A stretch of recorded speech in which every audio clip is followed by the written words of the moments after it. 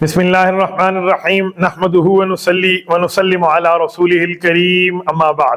یہ سورۃ المجادلہ ہے، 28واں پارہ ہے اور 28ویں پارے کا خلاصہ میں آپ کی خدمت میں ذکر کر رہا ہوں۔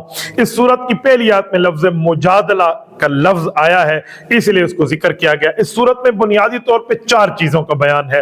ایک زہار اور اس کے احکام ہے، پھر منافقین اور یہودیوں کی سرگوشی کے احکام ہے، پھر مجلس کے آداب اور منافقین کی حقیقت کی بات ہے۔ یہاں قد سمع اللہ قول التی تجادلک فی زوجہا وتشتقی الی اللہ، یہاں سے اس سورت کو شروع کیا جا رہا ہے۔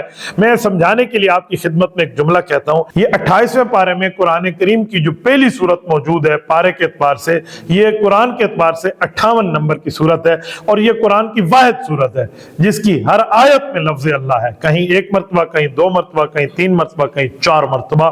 یہ 22 آیات کی سورت ہے اور 39 مرتبہ لفظ اللہ اس میں استعمال ہوا ہے۔ یہ جو اس آیت کا شان نزول میں آپ کی خدمت میں رکھ دوں، حضرت اوس بن صامت رضی اللہ تعالیٰ عنہ اور حضرت خولہ بنت ثعلبہ رضی اللہ تعالی عنہ، یہ نبی علیہ السلام کے صحابی اور صحابیہ ہیں۔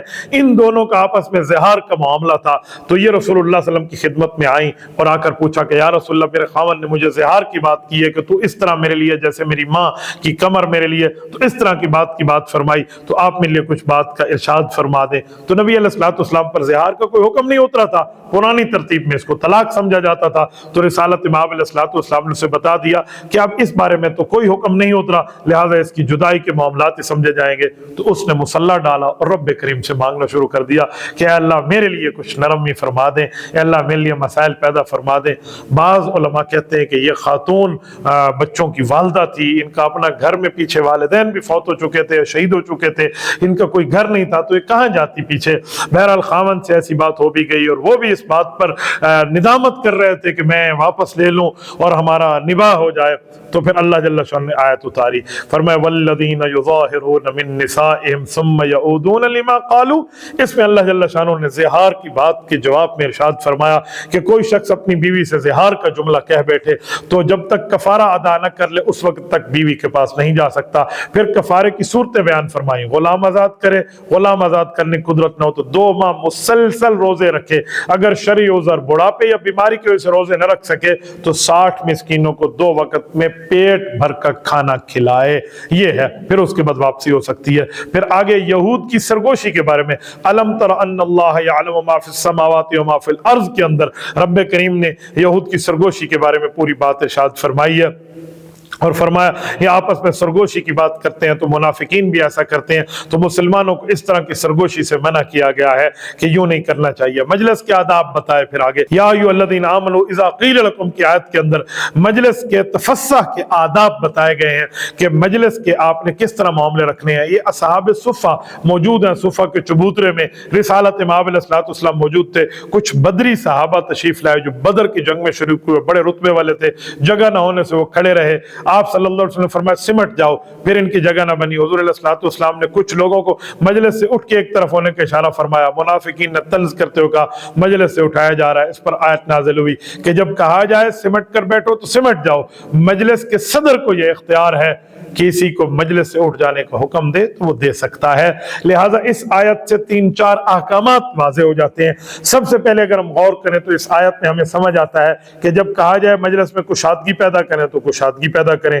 2 بندے بیٹھے ہوں سرگوشی کر رہے ہوں، تیسرے آدمی کو ان کی سرگوشی میں نہیں جانا چاہیے جب تک اجازت نہ ہو، یا کچھ بندے بیٹھے ہوں، یہ ٹھیک نہیں ہے کہ کسی کو اٹھاؤ اور اس جگہ خود تم بیٹھ جاؤ، اور جب کہا جائے کوئی بڑا آدمی کہ اٹھ جاؤ تو فوراً اٹھ کے بندہ ایک سائڈ پہ ہو جائے تو اس کو اختیار ہے۔ یہ اس آیت سے سمجھا دیا گیا۔ نبی علیہ السلام سے ملاقات کریں اور ملاقات میں تنہائی میں وقت مانگیں، تنہائی میں حضور پاک سے کافی وقت کوئی بندہ بات چیت کرتا رہے تو اس کے لیے فرمایا ملاقات سے پہلے صدقے کی بات فرمائی، یا ایھا الذین آمنوا اذا ناجیتم الرسول فقدموا بین یدی نجواکم صدقہ۔ یہاں فرمایا گیا کیونکہ کچھ منافقین بھی اس طرح کرنے لگ گئے تھے، رسالت امام علیہ السلام سے لمبا وقت دے کے اپنے اس طرح کے معاملات اور تنہائی میں بات کر دیے گئے، تو فرمایا پہلے صدقہ دو پھر نبوت کے ساتھ بیٹھو، تاکہ منافقین کا معاملہ الگ ہو جائے۔ یہ الگ ہو گئے، لوگ محتاط ہو گئے۔ پھر اگلی آیت میں اس حکم کو منسوخ کر دیا گیا۔ پھر رب کریم نے آخر میں حزب اللہ کی بات فرمائی، صحابہ کرام کے عظمت کی، شان کی، مرتبت کی، وقار کی اللہ جل وعلا نے بات فرمائی۔ فرمایا لا تجد قوم یؤمنون باللہ والیوم الآخر یوادون من حاد اللہ ورسولہ ولو كانوا آباءهم او ابناءهم او اخوانهم او عشیرتهم۔ یہاں بات فرمائی کہ حزب اللہ یہ اللہ کا لشکر ہے، ایسا کبھی نہیں ہو سکتا کہ یہ ان لوگوں سے پیار کریں جو اللہ رسول کے مخالف ہوں۔ بعض صحابہ کرام اپنے بیٹے یا اپنے باپ سے اسلام کے خلاف کوئی بات سنے تو انتقام لے لیتے۔ حضرت ابو بکر صدیق رضی اللہ عنہ نے اپنے والد ابو قحافہ کو قبول اسلام سے پہلے نبی علیہ السلام کے بارے میں ایک بات سنی تو ان پر ہاتھ اٹھا لیا تھا۔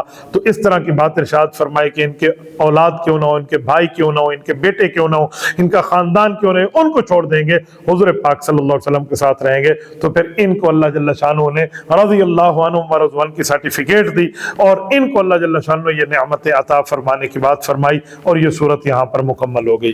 اگلی جو صورت ہے وہ صورت الحشر ہے۔ سورۃ الحشر میں یہاں لفظ حشر موجود ہے تو اس لیے یہاں بات فرمائی۔ یہاں بنو النذیر کا واقعہ ہے، بنو النذیر بھی کہتے ہیں، بنو النذیر بھی کہتے ہیں۔ والذی اخرج الذین کفروا من اہل الکتاب من دیارہم لاول الحشر، یہاں پر بات فرمائی ہے۔ تو یہ معاملہ ہے، یہ معاملہ کیا تھا، یہ میں کچھ باتیں آپ کی خدمت میں یہ بطور تشریح اور خلاصے کے ذکر کر دیتا ہوں کہ نبی علیہ السلام جب مدینہ طیبہ تشریف لائے تو ان سے معاہدہ ہوا کہ آپس کی لڑائی نہیں ہوگی، مدینہ پہ حملہ کریں گے کچھ بندے تو ہم مل کر اس کا دفاع کریں گے۔ انہوں نے قبول کر لیا تھا، شرائط معاہدہ کی باتیں بھی ہو گئی تھی۔ پھر انہوں نے ایک سازش کے تحت رسول اللہ کے واسطے معاہدہ توڑا، تو پھر ان کے ساتھ کے معاملات تھے جو اللہ جل شانہ نے حضور پاک علیہ السلام پر کھول دیا تھا۔ یہود منافقین کے کہنے پر اس مدت مدینہ میں آئے اور ادھر ادھر کے سارے معاملات میں ان نے دو نمبریاں کی، تو پھر ان نے معاہدہ توڑا، تو پھر ان کے ساتھ بھی عذاب کا معاملہ اللہ کی طرف سے ہوا۔ مسلمانوں کو حکم ہوا، نبی علیہ السلام بھی تشریف لے گئے، صحابہ بھی تشریف لے گئے، ان کے قلعے کا محاصرہ کیا، بالآخر انہوں نے ہتھیار ڈال دیے۔ ہتھیار ڈالنے کے بعد سوائے ہتھیاروں کے باقی ساز و سامان لیے یہ وہیں سے چلے گئے، اور جب یہ وہیں سے گئے تو یہ ان کی پہلی جلا وطنی تھی جو خیبر کی طرف گئے ہیں۔ پھر ان کو خیبر کے اندر سے بھی وہاں سے جانا پڑا، پھر جزیرۃ العرب بھی چھوڑنا پڑا۔ یہ دنوی سزا تھی رسالت باب سے معاہدہ کر کے توڑنے کی، اخروی سزا تو پھر اس سے بھی زیادتی ہے۔ ما افا اللہ علی رسولہ من اہل القری، یہاں مال فے کے مصارف کا حکم تھا کہ یہ جو یہود اپنی زمینیں بنو نذیر کے لوگ چھوڑ کے چلے گئے تھے، یہ مال فے ہے، یہ بغیر جنگ کے مسلمانوں کو حاصل ہوا ہے۔ تو مال فے کے مصارف بیان فرمائے کہ وہ 5 ہیں: رسالت مآب علیہ السلام کے قرابت دار، پھر یتیم، پھر مسکین، پھر مسافر، اور اللہ کے نام کے تبرک کے معاملات ہیں۔ تو یہ فرمایا۔ پھر صحابہ کرام کے اثار کی بات فرمائی، والذین تبوؤا الدار والایمان من قبل یحبون من ہاجر الیہم، یہاں فرمایا کہ صحابہ کرام کی کیفیت کیا ہے، یہ اپنی جان پر دوسروں کو ترجیح دیتے ہیں۔ پھر حضرت ابو طلحہ انصاری رضی اللہ تعالیٰ عنہ کا واقعہ بڑا مشہور ہے کہ حضور کے مہمانوں کو کھلایا، کھانا کم پڑ گیا تو پھر چراغ جلا ہوا چراغ بہانے سے بجھا دیا، لیکن حضور کے مہمانوں کو سیر کر کے خوب کھانا تناول کرایا تھا۔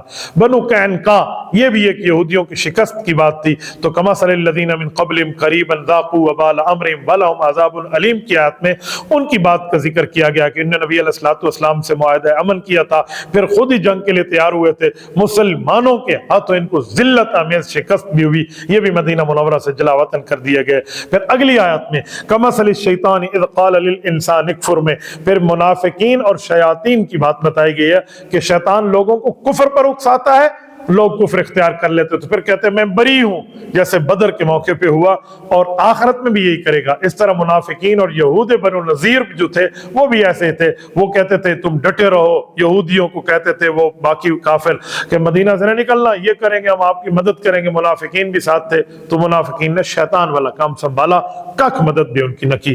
آخر میں هو اللہ الذی لا الہ الا هو میں یہ اسماء حسنہ کو ذکر کیا گیا، یہ سورت کے اختتام کو ذکر کر دیا दिया गया। नबी पाक सल्लल्लाहु अलैहि वसल्लम की हदीस का मफहूम है कि अस्माए हुस्ना जो अल्लाह ताला के अच्छे अच्छे नाम है, इनकी तादाद 99 बताई, वरना तो रब्बे करीम की सिफात तो बहुत ज्यादा है।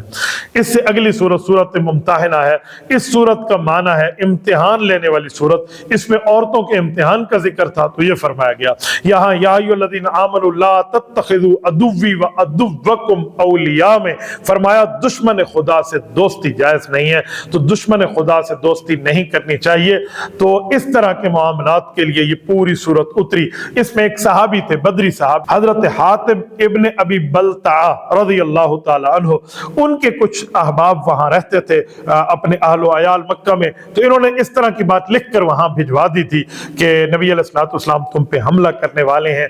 तो ये गोया कि एक नबी अलैहिस्सलातु वस्सलाम के राज की बात की आगे इत्तला थी। तो ये इस तरह का मामला ना हो कि नबी अलैहिस्सलाम अल-करीब तुम्हारे ऊपर हमला करेंगे। तो अल्लाह जल्ल शान ये मामला इन पर खोल दिया। फिर ये मामला बाद में पकड़ा गया, ये सहाबी तशरीफ लाए, इनने माफी मांगी, बहरहाल माफी कबूल हो गई। बदरी सहाबी थे, तो इनका इसकी गलती को यूं नहीं किया गया कि कोई गुनाह की बात है, इनकी गर्दन उतार दी जाए। रसूलुल्लाह सल्लल्लाहु अलैहि वसल्लम ने फिर भी गले लगाया, तो इनको एहसास हो गया। बहरहाल वो मामला जा न सका, काफरों तक इत्तला न हो सकी, वो वापस आ गई। बल्कि बाज़ रिवायात में है कि हजरत अली रज़ियल्लाहु अन्हु को नबी अलैहिस्सलातु वस्सलाम ने भेजा था कि वो जो खातून थी वो छुपा कर लेके जा रही थी, तो उस खातून से वो खत निकाल के ले लिया गया था। पूरी तफसील है। बहरहाल रब्बे करीम ने इनके ऊपर भी अपने करम और फजल को नाज़िल फरमाया। यहाँ कद कानत लकुम उस्वतुन हसना, इस आयत के अंदर कुफ्फार से तर्क के मवालात फरमाया गया कि कुफ्फार से किसी तरह की दोस्ती नहीं होनी चाहिए। जैसे इब्राहीम अलैहिस्सलातु वस्सलाम ने शिर्क की दलदल में छुपे हुए अपने खानदान से अलग इख्तियार कर ली, इसी तरह आप लोगों को भी इनके मामलात से अलग होना चाहिए। फिर मक्का से जो खवातीन आई हैं उनके इम्तिहान, जिसके लिए सूरत का नाम रखा गया या अय्युहल्लज़ीना आमनू इज़ा जाअकुमुल मुमिनात मुहाजिरात फम्तहिनूहुन्ना। इस आयत में यहाँ पर सुलह हुदैबिया की शराइत में एक शर्त के बारे में एक बात फरमाई गई थी, वो मैं जरा आपकी खिदमत में अर्ज कर दूं कि कोई मुसलमान मदीना से मक्का चला गया तो वापस नहीं किया जाएगा, जबकि मक्का से कोई काफिर मुसलमान हो के मदीना आ जाए तो उसे वापस किया जाएगा। कुछ मर्द मदीना तैयबा आए, शर्त के मुताबिक वापस किया गया। इस तरह खवातीन भी मुसलमान हो के मक्का आई, तो इन्हें भी मक्का वालों ने वापसी के मुतालबा किया, तो आयत उतरी। फरमाया गया खवातीन तो वापसी में शर्त में मुस्तस्ना है, यहाँ तो मर्द की बात लिखी गई थी, लिहाजा खवातीन की वापसी नहीं है। वो अपने साबिका काफिर शोहर के लिए हलाल भी नहीं है। इस आयत में आने वाली खवातीन की जांच पड़ताल का हुक्म था कि इनके अकायद को परख लिया जाए, वो मुसलमान होकर आई है या किसी और मकसद के लिए। फिर इनकी पूरी तरतीब के अंदर इम्तिहान हुआ और उनके इस्लाम को कबूल किया गया। आले ईमान खवातीन की बैत लेने का हुक्म फरमाया, या अय्युहन नबिय्यु इज़ा जाअकल मुमिनात युबायिअनका अला अल्ला युशरिकना बिल्लाहि शैया। यहाँ इस आयत में खवातीन की बैत का जिक्र है कि जो मदीना तैयबा हिजरत करके आई हैं, नबी पाक अलैहिस्सलातु वस्सलाम की अगर बैत करना चाहें तो आप अलैहिस्सलाम इन्हें बैत फरमा दें। हुक्म बैत मुहाजिरात के साथ सिर्फ खास नहीं है, आप अलैहिस्सलातु वस्सलाम ने सबसे बैत ली है। मुहाजिरात से इन 6 चीजों पर बैत ली गई। 6 चीजें क्या थी? पहली ये है कि अल्लाह युशरिकना बिल्लाहि शैया, शिर्क नहीं करेंगी, वला यसरिकना, चोरी नहीं करेंगी, वला यज़नीना, जिना का इर्तिकाब नहीं करेगी, वला यक़तुलना औलादहुन्ना, औलाद को नाहक कत्ल नहीं करेंगी, वला यअतीना बिबुहतान, बुहतान नहीं बांधेगी, वला यासीनका फी मारूफ, और नेकी में आपकी इताअत करेंगी। तो खवातीन ने इस पर नबी अलैहिस्सलातु वस्सलाम से बैत फरमाई, तो फिर फरमाया अल्लाह जल्ल शानु आपको माफ करने वाला है, ताकि अगर कोई गलती भी हो तो अल्लाह माफ फरमा देंगे। अगली सूरत सूरत सफ है। सफ का माना है कतार बांधना। यहाँ मुमिन की सिफत बताई गई कि मोमिन कतार दर कतार ठहर के जिहाद फी सबीलिल्लाह का फरीज़ा सर अंजाम देते हैं। तो या अय्युहल्लज़ीना आमनू लिमा तक़ूलूना मा ला तफ़अलून कह के इस सूरत को शुरू किया गया। ऐसी बात क्यों करते हो जो तुम कर नहीं सकते। रिसालत इमाम अलैहिस्सलातु वस्सलाम के मामलात पर अल्लाह जल्ल शानु ने बात सहाबा किराम के हवाले से ये नाज़िल फरमाई, तो ये चीजें आ गई कि बंदा वो बात क्यों करे जिसके ऊपर अमल नहीं कर सकता। तो इसलिए बेहतर है के साथ इंशाअल्लाह की बात कर दी जाए ताकि मामले को साफ कर दिया जाए। और इस तरह फिर अगली आयत में रब्बे करीम ने मुसलमानों के डट जाने की बात फरमाई, मैदान जिहाद में सीसा लाई हुई दीवार की तरह ठहरने की बात फरमाई। फिर रब्बे करीम ने आगे हजरत ईसा अलैहिस्सलाम की उस बिशारत बशारत को जिक्र फरमाया जो उन्होंने ऐलान किया था कि ए लोगों, बनी इसराइल ने हजरत मूसा अलैहिस्सलाम को तकलीफ पहुंचाई थी और अल्लाह ने उनके दिलों को टेढ़ा कर दिया। फिर ईसा अलैहिस्सलाम की बात फरमाई कि ईसा अलैहिस्सलाम ने 3 बातें फरमाई। अपनी रिसालत की बात फरमाई बनी इसराइल के लिए कि मैं अल्लाह का रसूल बन के आया। नंबर 2, तौरात की तस्दीक फरमाई। नंबर 3, ये बशारत दी कि मेरे बाद मोहम्मद, अहमद यानी अहमद हुजूर का आसमानों पे नाम है, मोहम्मद जमीनों पे नाम है सल्लल्लाहु अलैहि वसल्लम, वो तशरीफ लाने वाले हैं। तो खुले तौर पे इनको बता दिया। ये बनी इसराइल कहने लगे सुन के कि ये तो खुला जादू है। बहरहाल इनका ऐलान था, उन्होंने वाज़े बता दिया। फिर अगली आयत में रब्बे करीम ने फरमाया कि इस्लाम और ईमान हमेशा गालिब होकर रहेगा। फिर रिसालत मआब अलैहिस्सलाम के लिए फरमाया कि इनको दीन हक देकर भेजा है। तमाम अदियान पर रिसालत मआब अलैहिस्सलाम इस दीन को गालिब फरमाएंगे। इस बारे में पिछले सिपारे के अंदर तफसील अर्ज की जा चुकी है। फिर अगले मामलात में दीन के मददगार बनने के लिए हजरत ईसा अलैहिस्सलाम के हवारियीन का जिक्र फरमाया कि उन्होंने दीन के मामलात बनने की उन्हें दावत दी तो वो हजरत साथ चले। लिहाजा दीनदार बनना चाहिए, दीनदारी के मामलात में ताउन करना चाहिए। यहाँ आगे सूरत जुमा है। सूरत जुमा के अंदर अल्लाह जल्ल शान ने जुमा के अहकामात को जिक्र फरमाया। वल्लज़ी बअस फिल उम्मियीन रसूलन मिनहुम। इस आयत के अंदर रब्बे करीम ने नबी पाक सल्लल्लाहु अलैहि वसल्लम की बिअसत के 4 बुनियादी मकासद को जिक्र फरमाया और नबी पाक सल्लल्लाहु अलैहि वसल्लम ने जो मामलात फरमाए वो जिक्र फरमाया। आयात पढ़कर सुनाते हैं, अहले ईमान का तज़किया करते हैं, अखलाक रजीला से, उजुब से, किबर से, हसद से, बुग़्ज़ से, गंदे अक़ायद से पाक करते हैं और कुरान करीम का माना समझाते हैं और सुन्नत की तालीम देते हैं। पैगम्बर की बिअसत आम्मा के बारे में व आखरीन मिनहुम लम्मा यल्हक़ू बिहिम की बात फरमाई कि ऐसे भी लोग आएंगे जो अभी दीन की खिदमत करने में यहाँ आपके साथ नहीं है। ये फरमाया कि अल्लाह जल्ल शानहू उनको भेजेंगे। इस आयत का मिस्दाक हजरत इमाम आज़म अबू हनीफा रहमतुल्लाह है। सही बुखारी की रिवायात और बाकी जुमला हजरात की पूरी दलाइल को मिलाकर इस बारे में पूरी तफसील है कि इमाम आज़म अबू हनीफा रहमतुल्लाह अलैह की बशारत इस आयत में दे दी गई। फिर मसलुल लज़ीना हुम्मिलुत तौरात की बात फरमाकर यहाँ यहूदियों की मजम्मत बयान की गई है कि यहूदियों के अंदर ये सिफात है कि वो तौरात पढ़ते तो हैं लेकिन रसूलुल्लाह सल्लल्लाहु अलैहि वसल्लम के ऊपर उसके मुताबिक ईमान नहीं लाते। तो इनकी मिसाल गधे जैसी है कि उसके ऊपर किताबें लाद दें तो उसको किसी किस्म को कोई फायदा नहीं होता। इसके आगे अहले ईमान के लिए फरमाया इज़ा नूदिया लिस्सलाति मिन यौमिल जुमुआ। फिर जुमा की पहली अजान आ जाए तो सिवाय जुमा की तैयारी के खरीदो फरोख्त बंद है, आपने इस पर किसी किस्म का कोई मामला नहीं करना। ये बात यहाँ इरशाद फरमाई है। आजकल लोग जुमा की पहली अजान आ जाने के बाद भी दुनवी कामों में पड़े रहते हैं तो इनके लिए शर्म का मकाम है। एक मरतबा कुछ सहाबा कराम ने नमाज जुमा पढ़ने के बाद तिजारती काफिले के आने की इत्तला नबी पाक सल्लल्लाहु अलैहि वसल्लम के खुतबा जुमा इरशाद फरमाने के दौरान बगर्ज़ तिजारत की बात इरशाद फरमाई तो उस वक्त ये आयात उतरी और मुसलमानों को बताया कि खुतबा जुमा छोड़कर जाना बिल्कुल जायज़ नहीं है। बेहतरीन अल्लाह रिज़्क देगा तो ऐसा कुछ भी ना करें। शुरू में नमाज जुमा पहली पढ़ी जाती थी और खुतबा जुमा बाद में होता था। इस वाक़े के बाद आप सल्लल्लाहु अलैहि वसल्लम जुमा का खुतबा नमाज से पहले देना शुरू फरमा दिया था। अगली सूरत सूरतुल मुनाफिकून है। इस पे मुनाफिकीन का जिक्र है। इज़ा जाअकल मुनाफिकून क़ालू नशहदु इन्नका लरसूलुल्लाह। यहाँ नबी पाक की खिदमत में आते और ये आकर कहते हम गवाही देते हैं आप अल्लाह के रसूल हैं। तो अल्लाह जल्ल शान ने फरमाया मुनाफिक जो कह रहे हैं झूठ बोलते हैं, अगरचे आप अल्लाह के रसूल हैं लेकिन मुनाफिक सिर्फ जबान से कह रहा है, दिल से नहीं कह रहा। फिर मुनाफिकीन के मामलात की बात फरमाई। फिर एक शान नुज़ूल है, वो क्या है कि अरब के एक कबीला बनी मुस्तलक है, मदीना मुनव्वरा पे हमला करने की तैयारी में मसरूफ था। नबी अलैहिस्सलाम सहाबा कराम को लेकर चले, इन्हें शिकस्त का सामना हुआ। ये एक चश्मे के करीब पड़ाव डाला हुज़ूर अलैहिस्सलाम ने। यहाँ पर एक मुहाजिर और एक अंसारी सहाबी में तकरार हुई, मामला बढ़ के झगड़े तक पहुंचा। हुज़ूर अलैहिस्सलाम ने इनको समझाया, माफी तलाफी हो गई, भाई भाई बन गए। वापसी पे मुनाफिकीन का सरदार जो अंदर छुपा हुआ था अब्दुल्ला बिन उबई बेईमान, उसने मुसलमानों के लिए इस तरह के लड़ाई झगड़े में खुद को डालकर कहा अच्छा इस तरह हो गया था, अब हम जाएंगे मदीना, हम इज्जत वाले हैं, नौजुबिल्लाह मिन ज़लीलों को निकाल देंगे। इस तरह की बात फरमाई। हज़रत ज़ैद बिन अरकम रज़ी अल्लाह तआला ने बात सुन के हुज़ूर पाक के पास आए तो अब्दुल्ला बिन उबई को बुलाया, उसने कहा जी झूठ है, ये बात गलत है, ऐसा नहीं है, अभी मदीना नहीं पहुंचे। कुरान पाक की आयत उतराई सूरतुल मुनाफिकून में, इसकी कली को खोल दिया गया और बता दिया गया कि झूठ बोलते हैं, हालांकि इन्होंने इस तरह बात की थी। इसकी अगली आयत सूरतुत तगाबुन है। इसकी आयत नंबर 9 में तगाबुन का जिक्र है। इस मुनासबत की वजह से इसको ذکر کر دیا گیا۔ اللہ جل شانہ کی تخلیق کے بارے میں بات فرمائی کہ اللہ نے سب کچھ کو پیدا فرمایا، پھر ہار جیت کے دن کی بات فرمائی یوم یجمعکم کی آیت کے اندر، پھر رب کریم نے فرمایا قیامت میں آپ کو جمع کیا جائے گا، تکالیف آنے کی وجوہات کو بیان فرمایا، ما اصابکم من مصیبت الا باذن اللہ کی بات فرمائی، اور یہ ساری ترتیب کے ساتھ جو پہلے بھی میں اس طرح اس عنوان کو بیان کر چکا ہوں، یہ پوری تفصیل کے ساتھ رب کریم نے بیان فرمایا کہ پہلے گناہوں سے نہیں بچتا تھا، تکالیف کی بات بچنا شروع ہو گیا تو کفار یہ کفارہ سیئات ہے بندے کے لیے، اگر پہلے گناہ کرتا تھا تکلیف کے بعد بھی گناہ کرتے تو تکلیف میں ہے یا عذاب میں ہے، مزید بھی آگے عذاب آئے گا، اس طرح کی باتیں سمجھائی گئیں۔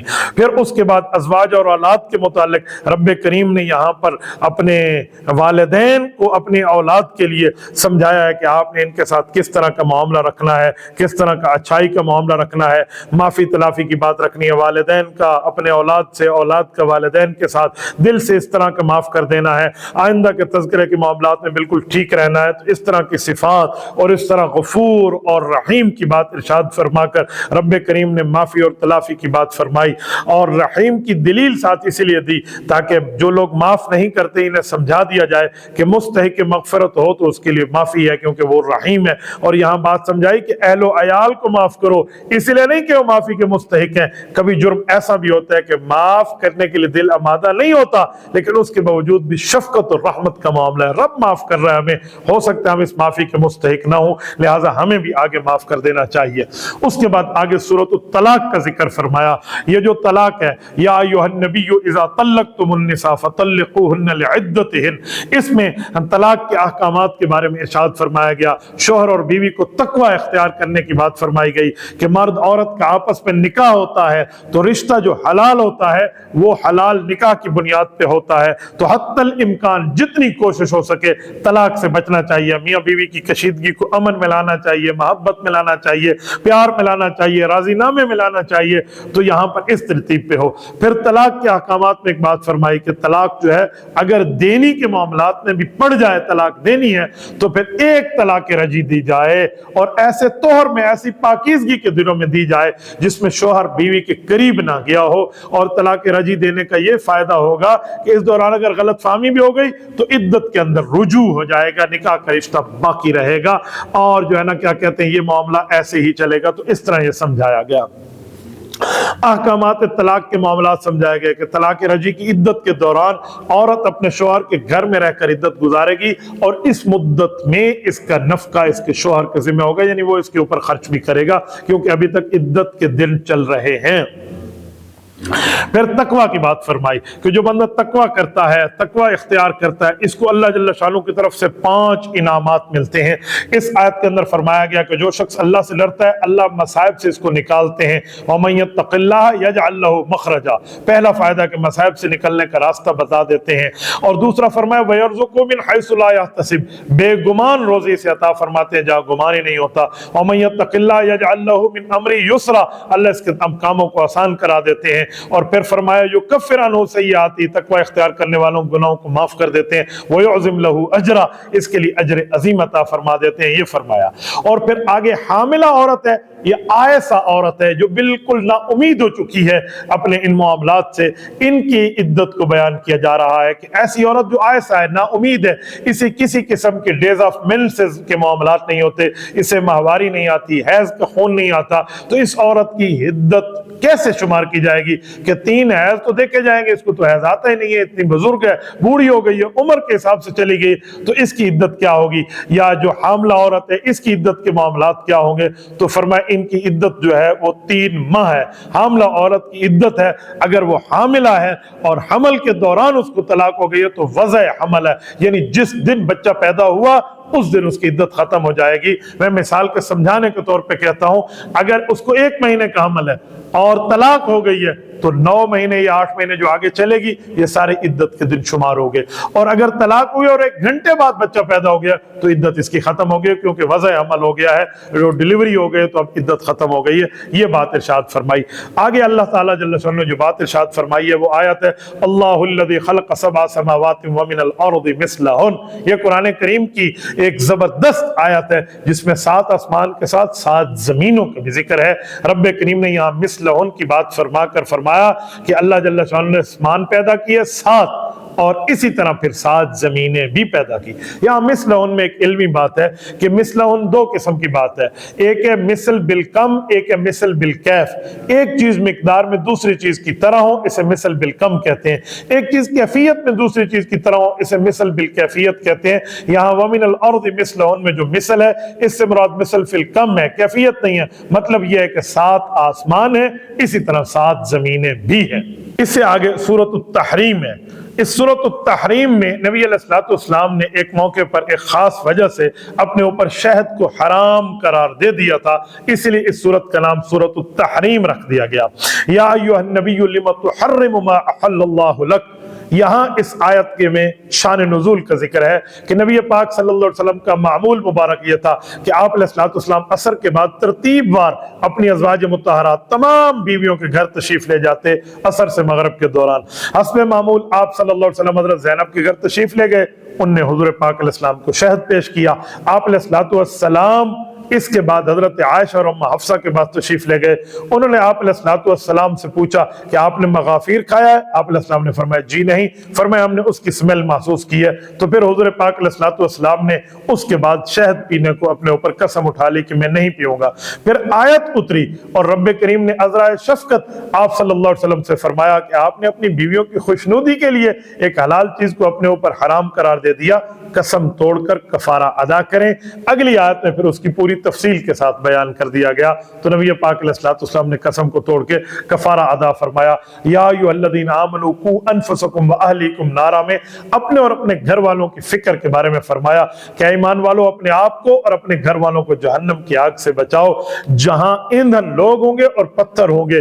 اس آگ پر ایسے فرشتے معمور ہیں جو سخت مزاج کے، یعنی جہنم کے اوپر جو فرشتے معمور ہیں جو اللہ کا حکم ہے اس کے پابند ہوں گے، پھر اللہ کے حکم کی وہ نافرمانی نہیں کرتے۔ یہاں پر ایک روایت ہے کہ حضرت عمر رضی اللہ عنہ نے پوچھا یا رسول اللہ خود کو جہنم کی آگ سے بچائیں تو کیسے سمجھ میں آتا ہے، لیکن اہل و عیال کو بچائیں؟ حضور پاک صلی اللہ علیہ وسلم نے فرمایا خود گناہوں سے بچو، ان کو بھی گناہوں سے بچاؤ، خود نیک اعمال کرو، انہیں بھی نیکی پہ لگاؤ، تو یہ خود بھی بچنا ہے اور گھر والوں کو بھی آپ گناہوں سے بچا رہے ہیں۔ اگلی آیت میں یا ایھا الذین آمنوا توبوا الی اللہ توبۃ نصوحا میں ایمان والوں کو خالص توبہ کا حکم دیا گیا کہ آپ خالص توبہ کریں۔ حضرت علی المرتضی رضی اللہ عنہ فرماتے ہیں روایت میں کہ خالص توبہ یہ کہ جو گناہ کیا اس پر ندامت ہو جائے، جو فرض چھوڑ دیا اس کی قضا کر لیں، کسی کا مال لیا تھا اس کو واپس کر دیں، کسی زیادتی کی تھی اس سے معافی مانگ لیں، آئندہ گناہ کرنے کا عزم ہو کہ میں نہیں کروں گا۔ جس طرح نفس کو گناہ کرتے دیکھا تھا اس طرح اپنے نفس کو اللہ کی اطاعت کرنے بھی دیکھ۔ اور خالص توبہ تو یہ ہے کہ یہ ہے گناہوں کی معافی، اگر اس طرح کرو گے تو تمہیں اللہ تعالیٰ کی طرف سے جنات اور باغات ملیں گے۔ اللہ تعالیٰ ہم سب کو خالص توبہ کی توفیق عطا فرمائے۔ پھر ضرب اللہ مثلا کی آیت کے اندر 2 کافر عورتوں کی مثال دی گئی کہ نوح علیہ السلام نبی ہیں اور بیوی کافرہ ہے، نام اس کا واغلہ ہے۔ حضرت لوط علیہ السلام نبی ہے اور بیوی کافر ہے، اس کا نام والہا ہے۔ دونوں کفر پر تھی، پیغمبر کا ساتھ نہیں دیا تو دونوں جہنم میں گئیں، اس کی بات فرمائی۔ پھر آگے 2 مؤمن عورتوں کی بات فرمائی کہ فرعون کی بیوی آسیہ کافر کی بیوی ہیں لیکن نبی کا ساتھ دیا تو جنت گئیں۔ حضرت مریم علیہ السلام، حضرت عمران جو کہ مسجد اقصی کے امام تھے، ان کی بیٹی حضرت عیسیٰ علیہ السلام کی والدہ محترمہ ہے تو یہ بھی جنتی ہیں۔ یہ بات کر کے یہاں پر 28واں پارہ پورا کر دیا گیا ہے۔ اللہ جل شانہ آپ کو رب صراط مستقیم عطا فرمائے۔ جزاکم اللہ تعالی وآخر دعوانا ان الحمد للہ رب العالمین۔